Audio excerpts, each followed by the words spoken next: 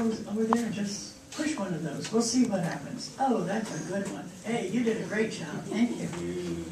Well, we're going to talk about spirit guides, and as all of you know, or you should, if not, you're going to get acquainted with my spirit guide named Ma. And Ma is short for Mahalalayel. And I met Ma when I was 5 years old. And at 5 years old, I had no idea what a spirit guide was. All I know is that this very nice man who was a little bit shimmery. Shimmery is, it means I lived on the desert in a little town called Lancaster. And this man appeared in my playhouse. And he sat down and he started talking to me. Well, this was a while ago, it was 1943. And Mom started talking to me, and I was so excited about having friends, a playmate. I mean, I lived on a 400-acre dairy farm with very few people to talk to, and my grandmother was an invalid. So I was out in my playhouse quite often. My playhouse might have very grandiose feelings towards a playhouse. Mine was a freezer box. Remember those big boxes you got when you got a freezer? Well, that's when I talk about my playhouse. I know people have a different viewpoint. You and Snoopy, right? Mom came and started talking to me. And since I was sure he'd been hurt in the war, because people kept coming back with injuries from the Second World War, and he had this big white bandage on his head. It wasn't until I was 12 years old, and the first advent of television, I saw a man with a turban and realized that Ma was wearing a turban when he came to me. I'd never thought of that. He was dressed all in white, and he started talking. He's talked to me so many different times in so many different ways. In fact, I've made a list that, if you're interested in the list, let me know and I'll email it to you, of how you start feeling this. And how you start feeling it is because signs appear. And I don't mean just feeling signs, I mean actual signs. And I'm sure any of you who were around earlier in this area remember this, but I was talking to myself about whether I should move my office or not. And I said, okay, Ma, I'd like a sign. I went out to the parking lot, and there was this big moving van that said, Ma's Moving Service. M-A-H''S. I mean, if you were looking for a sign, there was one. Later on, I was... I had done a reading on a woman who was absolutely, for those of you who do readings and healings, she was one of those you hoped you would never saw her again. And she was so mad at me because I'd said a few things she didn't want to hear that she walked by and slammed my car, you know, pow. And I thought, I don't think I'm fit to do this work. This was in August of 1988. And I went, I don't think so. I need a sign. And I got, you know, I'm just kind of standing in my car, thinking, I hope she leaves. I don't want to deal with this. And I turn around, and this white station wagon is barreling through the parking lot. And I'm there, and the guy goes, oh, and he slams on his brakes. And you know, have you ever been in front of somebody slams on the brakes? The car kind of dips down. Right. And the driver, or the car's license plate said, 1, Ma, M-A-H, 888. Duh. I'm back in business. Thank you, Mom. And there are signs like that. Sometimes they might not be that visible, but you're going to get a sign. Haven't you ever thought of your Uncle Howard, and all of a sudden somebody says, oh, have you met Howard? And you go, I was just thinking about Uncle Howard, and here this person has the same name. Things like that happen. And first of all, there are signs that say, you're not here all by yourself. You have a spirit guide, and this spirit guide quite often shows you.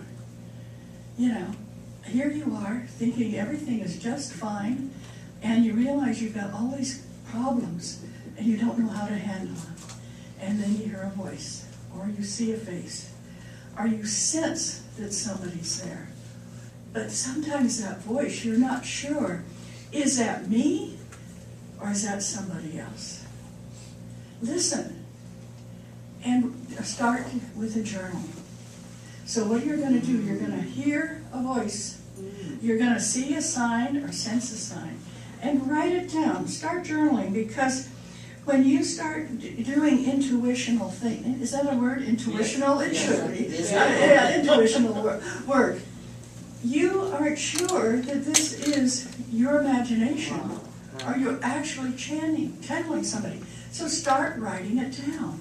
And you'll be surprised at the end of a week or so, you'll go back and say, I was told, or I thought, or I daydreamed, or had a feeling that I was going to come into some money. And guess what? I just found a $5 bill on the sidewalk. Oh, well, that's just silly. That couldn't have been.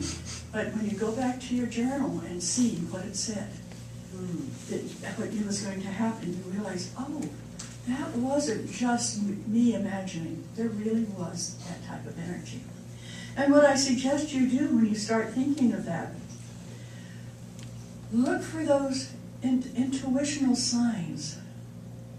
How many times have you walked into Barnes & Noble and seen a book, and it just almost leapt off the shelf? Yeah. And you go, I didn't ever want to know about that. So you ignore the book. Just ignore it. And that day somebody says, have you ever heard of the book The Shack? I just read it. And you go, that just about clobbered me at Barnes & Noble. Well, what's it about? Well, it's about God, it's about the people, it's about guides. I'm right there in my development.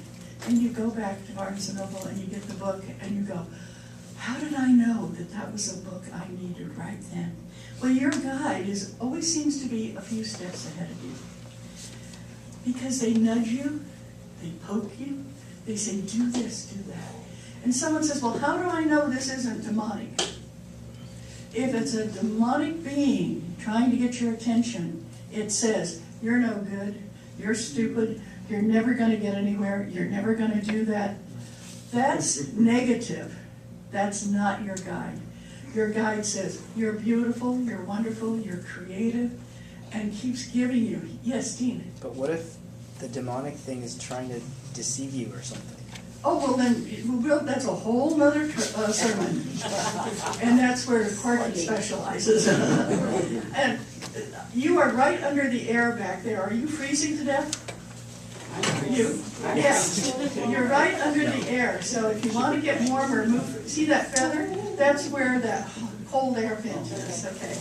And for our wonderful Janet, who's cold, Ronnie just put his arm around her. I think that's going to help. So think about it, all of this, getting nudged, getting kind of poked, getting, energy. But know that a spirit guide is always going to be positive. Wouldn't it be great if your spirit guides could just call you on the phone or email you? Wouldn't it make it a lot easier? Hey, doll, this is Damon Runyon spirit guide. Hey, if any of you are old enough to remember Damon Runyon, hey, doll, here I am, and I'm going to help you. Okay, but it's a little more subtle than that. They don't want to scare you. They want you to become aware of who they are. And when you were born, now sometimes people will say it's the time you were conceived. Others say when you were born. You don't come into this world without a spirit guide. This is your helper. God didn't let you come here all by yourself. It's not that God doesn't trust us necessarily. It's like God feels we need a little bit of help. Okay, and that's your spirit guide. And what I have found is people who come to see me and their child was stillborn, and they're going through a lot of problems accepting it. Quite often it's because there wasn't a spirit guide involved. There's some reason with some miscarriages, stillborn, even sometimes to crib death, the spirit guide had a sense that that child was not going to be healthy. And they didn't get that bonding that we need to continue. So when you hear of that with a friend of yours, say, oh, I'm so sorry you're going through this. And I have a feeling that this spirit that you created when you conceived of this little spirit, when it comes back next time, it's going to be healthy. And it's true. That little spirit, for some reason, its guide said, this time isn't quite right. So when you'll work with people. As you know, you're in a spiritualist church, and we as spiritual workers work with people that go through a lot of things. So how about just listening to that voice? I have a thing that happened to me, which, you go, oh, that's interesting, Dottie. You always have these interesting things that happen. Well, that's true. But my son Bart had said, Mom, can I take the car? I want to go get some Taco Bell. I said, sure, take your brother with you. Because it was nice sometimes we get them both gone at the same time. Bart was 17, and Bob was 15. And I said, okay, they get in the car and they take off. And Taco Bell was just 3 blocks away. And all of a sudden, Ma says, there's going to be a bad accident. Don't worry, they'll both survive. I ran across the street to my neighbor and said, could you give me a ride down to the corner of Kylie and Stevens Creek? Right. And she said, okay, what's the matter? I said, there's going to be an accident. Okay. She let me get in her car and just as we got there, I could hear the sirens already. And my son, and of course when I heard that, I said, they're not going to be hurt, they're not going to be hurt. And we get there, and my son had pulled on the yellow in front of a car that sped up to make the yellow and hit the passenger side where my youngest son was, where Bob was sitting, and smashed the car all the way to the steering wheel. Wow. And I'm just like, and I look over and there's Bart and there's Bob, and I said, Bob, what happened? He said, Mom, Bart turned left and somebody's hand just picked me up and set me in his lap. Can you imagine a 15-year-old boy sitting there, a 7-year-old, but it was in his lap. And he said, and I looked down and there was a headlight in the car. Yikes. But neither of them were hurt. Bart back bothered him a little bit. And I thought, thank goodness for my listening. I could have very easily said, oh, that doesn't make sense, because it didn't. How were they going to get in a very bad automobile accident and still be alive? And we totaled the car. So that was the beginning of automobile stuff with those kids too, anyway. But that listening to what's going on, and that going with your gut. Has anybody ever said to you, oh, hey, let's go do such and such, and you go, I don't think I should. And then later on found out that something pretty horrific happened. That listening to your gut saves you. And who do you think's messing with your gut? It's your spirit guide. And that happens all sorts of different ways. So what I want you to do is think about it. Go with your gut. And never say to yourself, that sounds stupid. Say, that sounds interesting. Let's look into it and see what's going on. Now, so you get these feelings, you get these signs, you get this energy, and you write it down in your journal. And keep that journal for as long as you can. And what I mean by that, I get the ones that have the smaller lines, so I write in it and I can keep it for a year. I just found a journal while I was preparing this, and it said, I just kicked my husband out of the house. That's all it said. I thought, well, you'd think I'd write something more about that, don't you? No, that was it with the date, and it was in February. And I went, I kicked him out of the house February 13th. Happy Valentine's Day to him, you know. But my guide had said it was time. But I thought, that brought up all sorts of emotions and all sorts of things. But it was the journaling. People forget that what you journal now is later going to be filled with emotion for you to go back and look at, and to remind you both positively and negatively. But a point that I want to make is that with a journal, you can always check back and see what your guide said and if it was correct. It works really well. Now, for those of you who've never gotten in touch with your spirit guide, you could swear up and down, I don't have one. Yes, you do.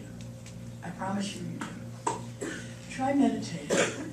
Earlier this morning, we were meditating, and hopefully some of you found that guide and walked down the path. But for you, meditation is about you doing it for yourself, more than listening for somebody else to do it. If you don't know how to meditate, get a CD about it, or a book, or take a class. That's the time that you are able to quiet down that beautiful mind of yours. That mind of, as what Magic was saying, that goes yada, yada, yada, yada, yada. that mind that keeps you busy so you're not able to hear what your guide has to say. So you do the meditation, you calm yourself down, and then you get more accepting of your guide and what it has to say. The other way of getting in touch with your guide is dreaming. Any of you have a dream where something happens or somebody appears and you kind of go, who was that?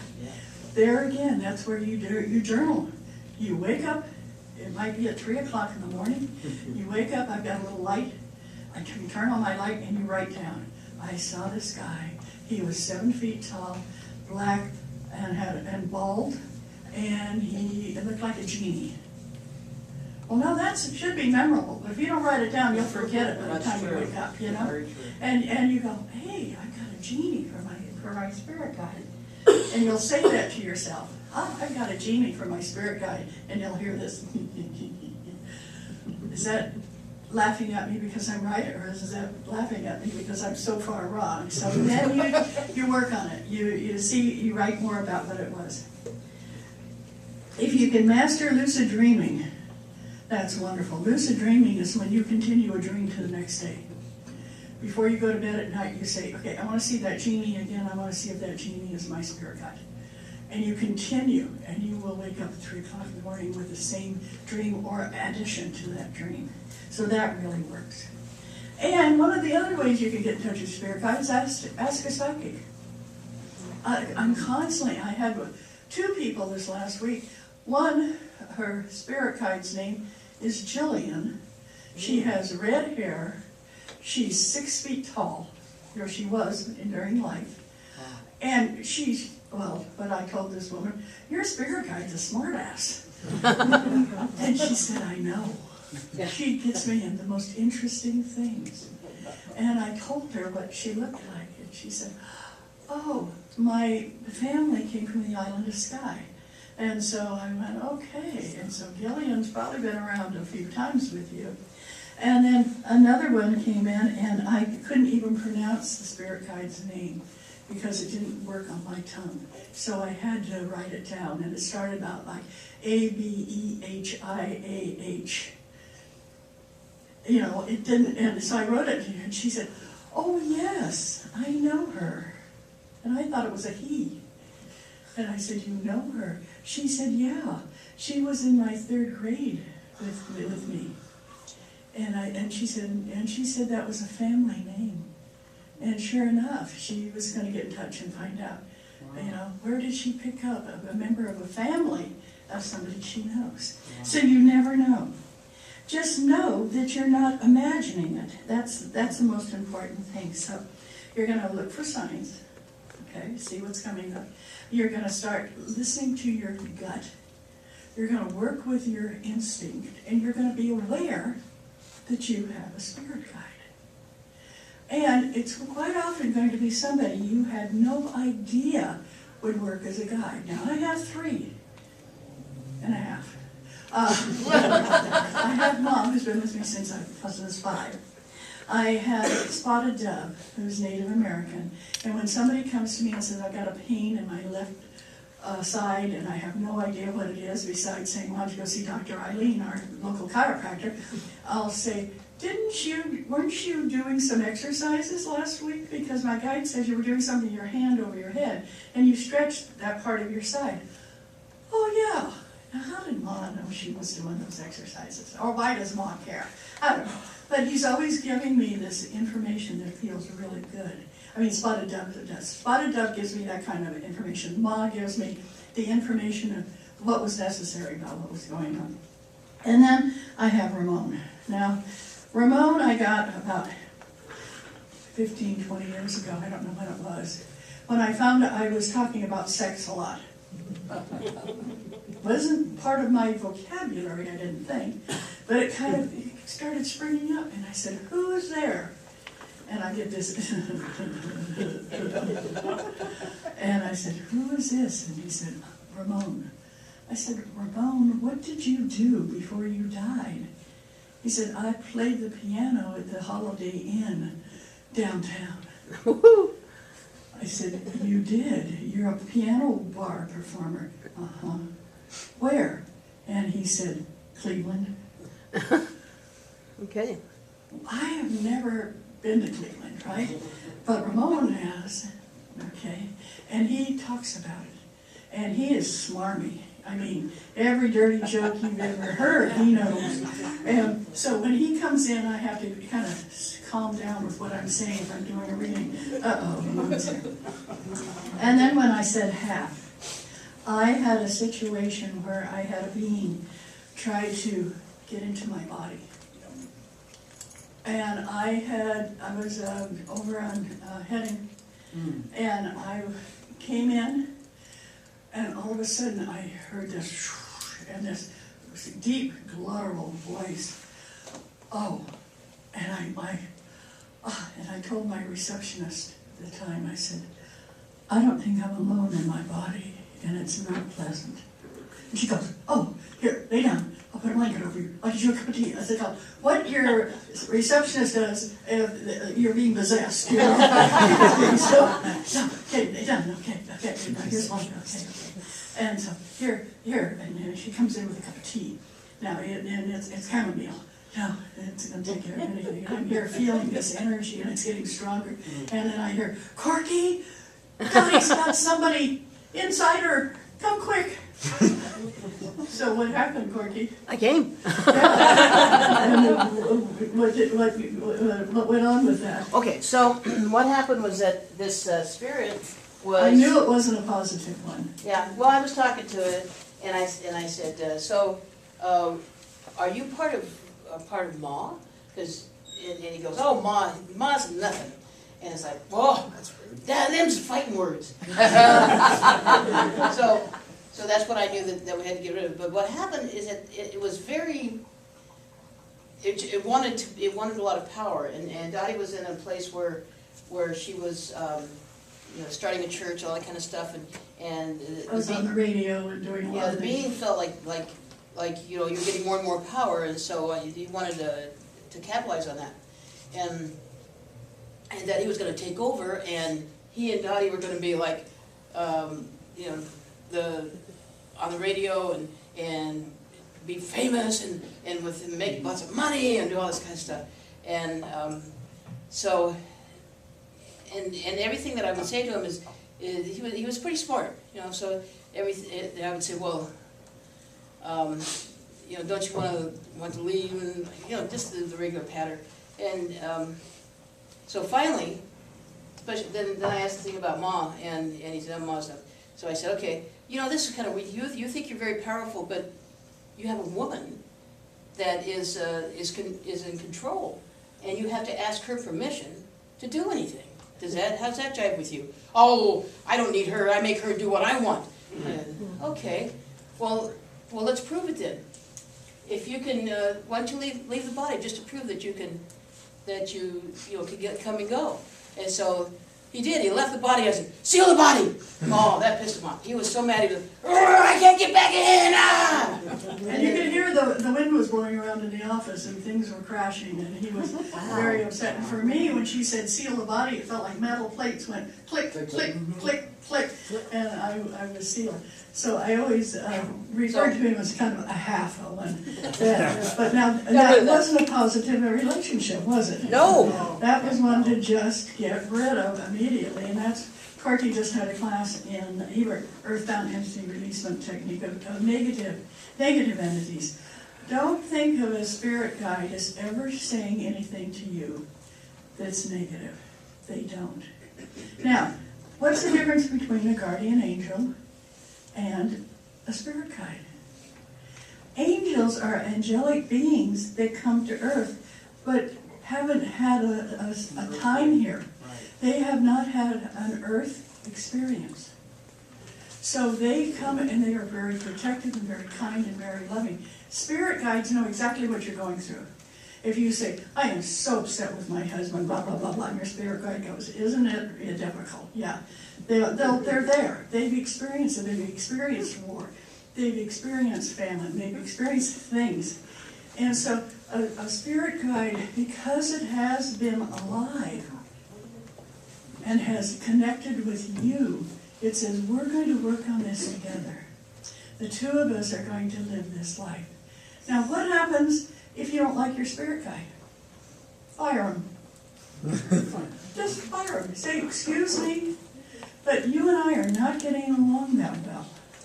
I would like to have a spirit guide who knows more about mathematics. I'd like a spirit guide that could sing, you know? I would love to have that kind of energy. But you want a spirit guide that can help you. And you can have more than one. But it's your choice to keep them or not. So when you think about a spirit guide, say, what would I like? And ask the one you have. Would you like to share this energy and this lifetime and this experience with somebody else? And I've never had one say no. And sometimes if I'm going to a place and I need a guide that's going to protect me in an airplane, okay? And I said, do you have any pilots handy? Okay, and I'd like one to come and be with me for a while and make sure that this airplane gets where it's supposed to go. And okay, we'll have somebody. So you are in charge. And know that you want to meditate to make sure you connect. You want to keep journals. You want to go with your gut feeling. You want to look at signs and see what happens. And you want to know that your spirit guide is always going to be very, very positive with you and what they do. Oh, the other thing that I wanted to talk about is that